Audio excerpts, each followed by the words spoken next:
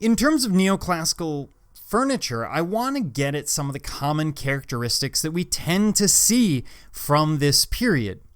Now, we will see a lot of straight lines, especially compared to the Baroque and the Rococo. Most of these ideas are in comparison to the Baroque and the Rococo, but we're going to see much greater use of those straight lines. Not everything. I mean, here, the feet, for example, obviously curve out, but you get the idea, and obviously the circle.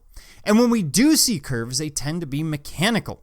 So they're a part of a circle. They tend to have the same radius all the way around, and they lack that very organic element that we tend to see from the Greeks and the Romans. So here with the chairs, the leg kicks back, but it's a very smooth curve. Same here with the arms, where it's almost a third of a circle or maybe a quarter of a circle moving down through the surface. And the same with the back. It's almost that Rococo C, but really when you look at it, they're simply parts of a circle moving forward.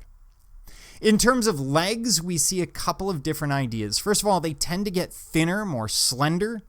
Part of this is materials, part of this is construction, part of this is style. They see the furniture of the ancient world as having, or at least in depictions, as having very narrow legs. Now, the legs can take on a number of different forms. It is very common in the neoclassical to see columns used as legs of some form, usually a fluted column, not always with the capital. Sometimes it's just the column drum, the fluting itself.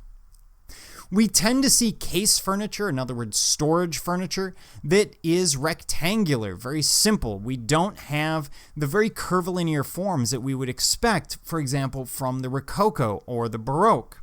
Although we do see an extensive use of veneers in the neoclassical.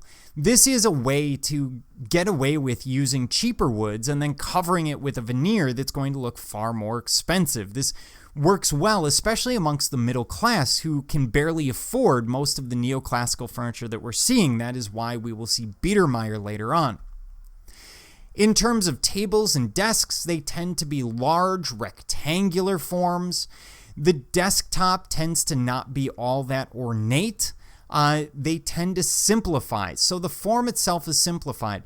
Even here, with all of the gold gilding that's on there and all of the carving, it's all in very low relief. And it forms more of a rhythmic pattern than it does, this giant, ornate, ostentatious sort of piece that we would expect from the Rococo. Now, this is part of the reason the neoclassical is often assigned, in your textbook actually assigns it as a masculine movement, and I'm doing air quotes, you can't see them.